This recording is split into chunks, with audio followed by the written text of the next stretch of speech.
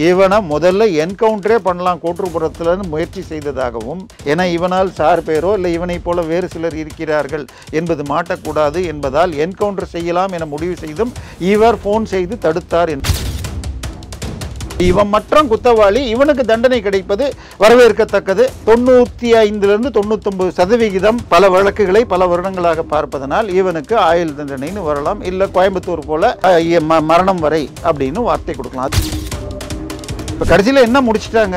ஏன்னா சம்பவம் நடந்திருக்கு, அந்த பெண்ணின் மீது எல்லா விதமான சோதனைகளும் நடத்தியிருப்பாங்க, இது இன்க்ளூடிங் இது உடலியல் சோதனைகள் பண்ணியிருப்பாங்க, அதுக்கு ப்ரூஃப் இருக்கும், ஸோ பிரச்சனை இல்லை. பட் ஒருவன் மட்டும்தான் சொன்னால், ஏன்னா இப்போ எதுவுமே இல்லாமல் இவன் மட்டுமே குற்றவாளி, இவனுக்கு என்ன வேணால் தண்டனை கிடைக்கும் சார். அன்னைக்கு நடந்த விஷயத்துக்கு இது ஓரளவுக்கு நியாயம் கற்பிக்கப்படலாம். பட் நிஜமாகவே ஒரு ஞானசேகரன் தானா? சார்கள்லாம் எங்கே போச்சு? இதில் அமைச்சர் ரகுபதி, அன்னைக்கு சட்டத்துறை அமைச்சர், அவர் என்ன சொன்னார்? நாங்கள் ஆட்சிக்கு வந்த பிறகு இவன் பேரில் எஃப்ஐஆர் இல்லைன்னு. அப்போ போலீஸ் தூங்கி இருக்கு. யார் சார் காவல்துறை அமைச்சர்? இவன் இந்த பீரியட்ல ஒரு 10 வீடியோவது பள்ளிக்கரணையிலையும் இதுலேயும் திருடி இருக்கான்னு வருது.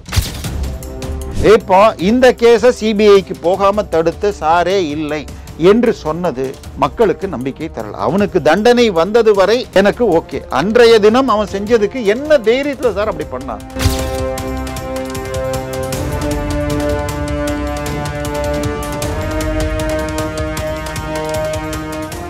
ரியல் ஒன் நேயர்களுக்கு வணக்கம். இன்று நம்மளுடைய நேர்காணலுக்கு அரசியல் விமர்சகரான திரு தேவப்பிரியா அவர்கள் இணைஞ்சிருக்காங்க. சார் வணக்கம். வணக்கம்.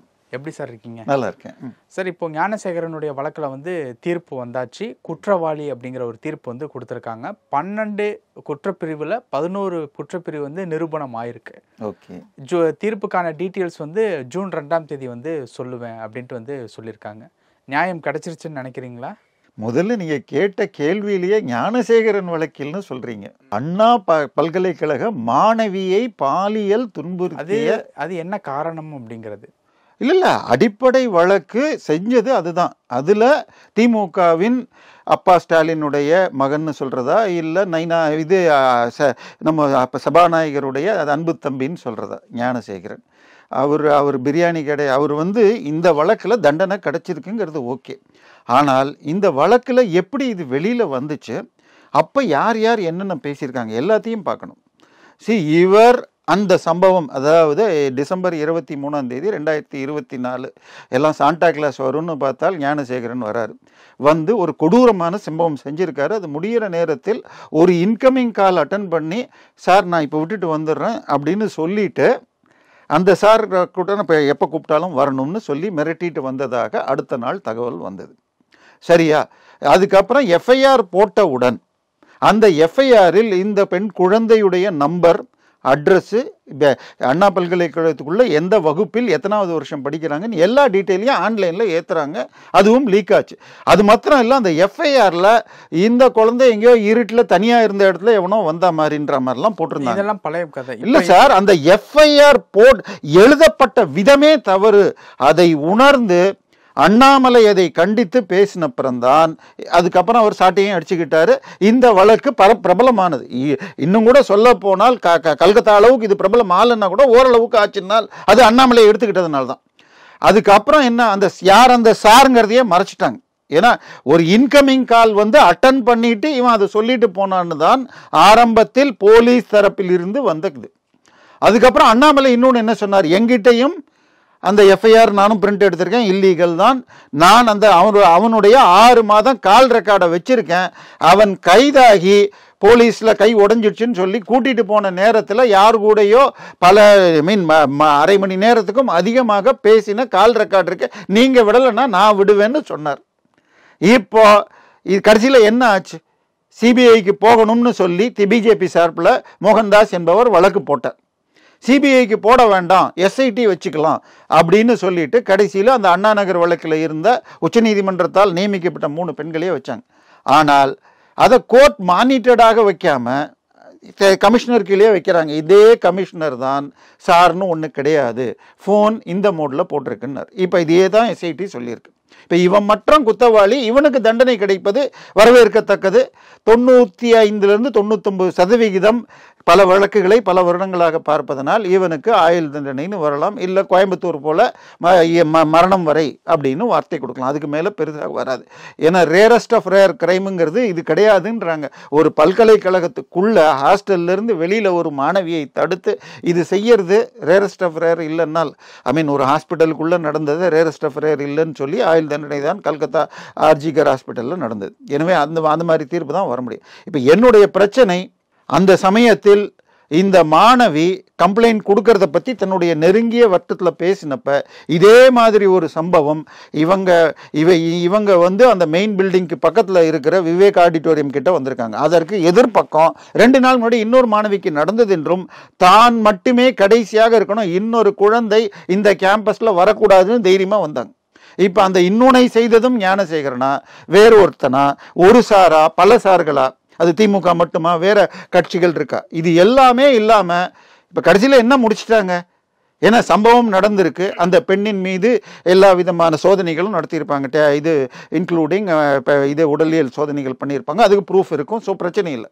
பட் ஒருவன் மட்டும்தான் சொன்னால், ஏன்னா இவனுடைய வீடு எங்கே இருக்கோ கோட்டூர்புரத்தில், அந்த வீட்டு பக்கத்தில் போய் ஒரு சேனல்காரங்க எடுத்தால் இவர்கள் ஒரு வாட்ஸ்அப் குரூப் வச்சு ஒரு புள்ளி கிடைத்துள்ளது அப்படின்னு சொல்லுவாங்களாம். யாரெல்லாம் புள்ளி வைக்கிறாங்களோ அவங்களுக்கு காசு வாங்கிட்டோ இல்லை நட்பு வட்டாரத்திலோ அவை ஃபோட்டோக்களும் வீடியோக்களும் தேவை என்றால் சார்களாக பகிரப்படும்னு சொல்லி வந்தது.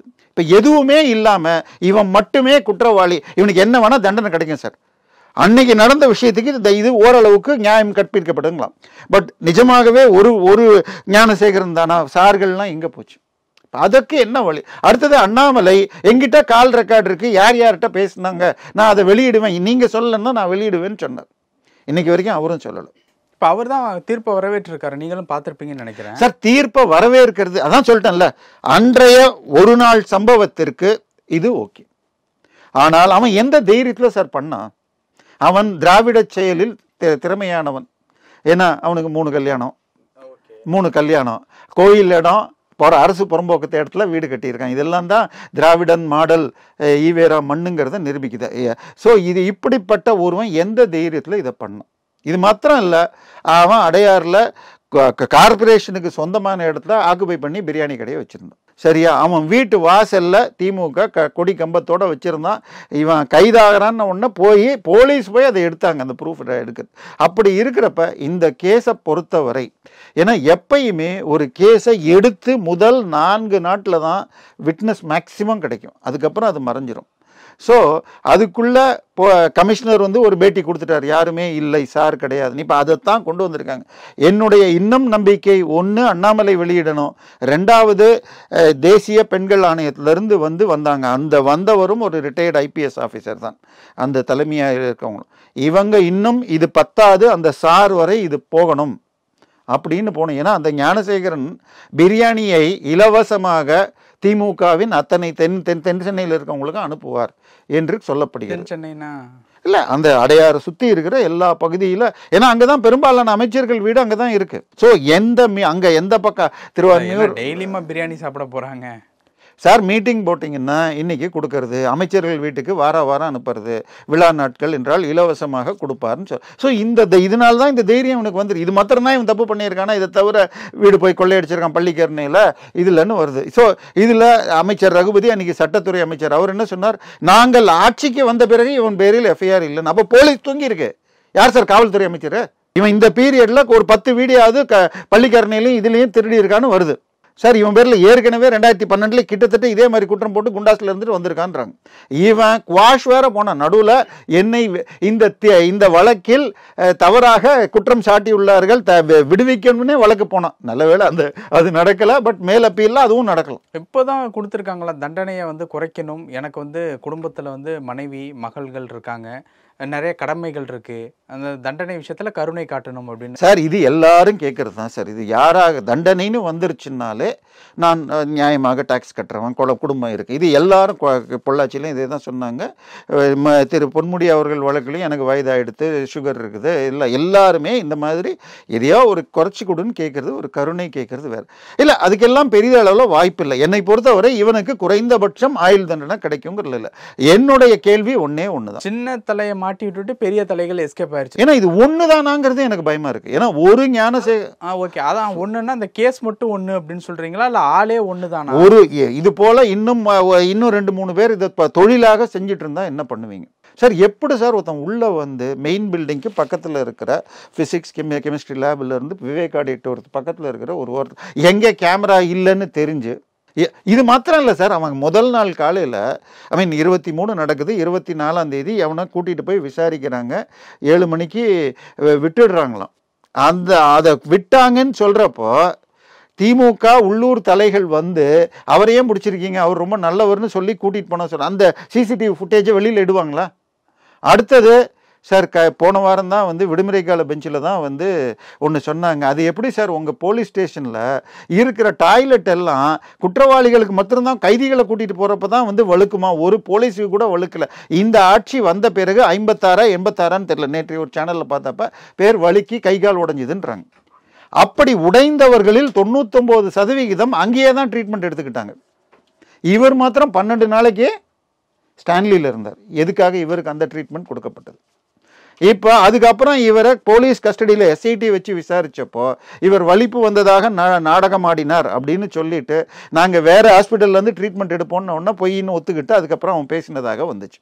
ஸோ அப்போ ஸ்டான்லியில் போனது, அப்போ எடுத்த இது எக்ஸ்ரே ஸ்கேனு, அந்த ஃபஸ்ட்டு டைம் போலீஸ் ஸ்டேஷனில் அவனை வெளியில் விட்டுட்டு அதுக்கப்புறம் அவன் தம்பி வந்து அந்த வேறொரு அதுக்குள்ளே சிசிடிவி ஃபுட்டேஜ் கிடச்சி பேக்கில் அவன் போட்டிருந்த ட்ரெஸ்ஸை பார்த்துட்டு ஐடென்டிஃபை பண்ணி இந்த ட்ரெஸ் வீட்டில் இருக்குது அப்படின்னு சொன்னப்புறம்தான் அவன் கைது பண்ணப்படுறான்.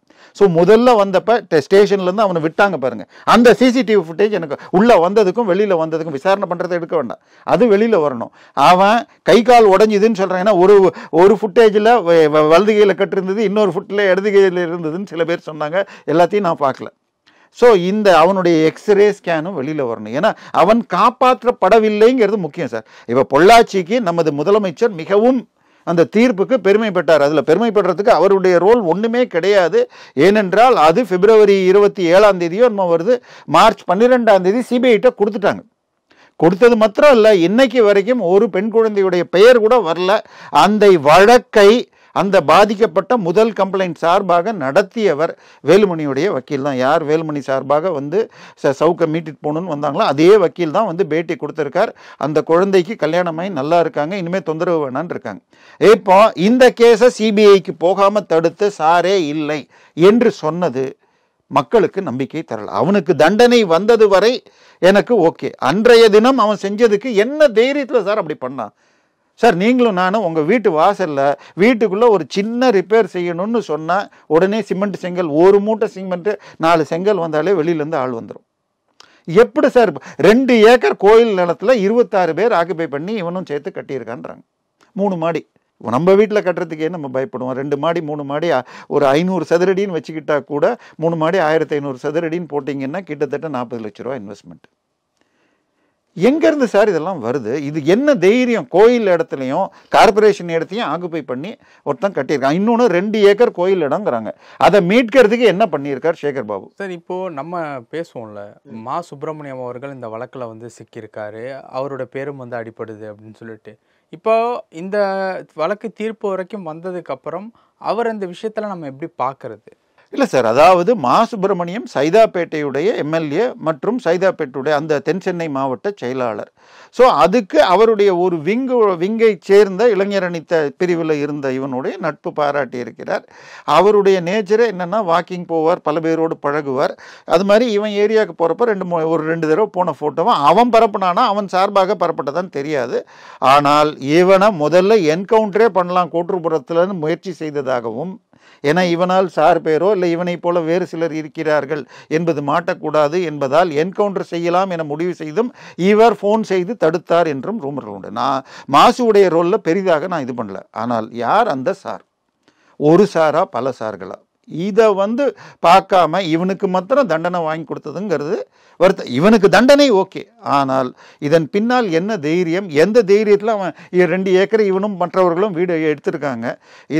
இது இவனோட நிறுத்துறதுங்கிறது தப்பு. பட் இதில் மிக முக்கியமாக திரு அண்ணாமலை அவர்கள் அந்த கால் ரெக்கார்டை வெளியிடணும். யாரோட அன்னைக்கு 28 நிமிஷம் பேசினான், போலீஸுடைய ஜீப்பில் போகிற வழியில் பேசியிருக்கான்னா யார்கிட்ட பேசணும், இது எல்லாம் வெளியில் வரணும் சார். ஓகே சார், பல விஷயங்கள் பகிர்ந்துக்கிட்டீங்க. நேரத்துக்கு ரொம்ப நன்றி.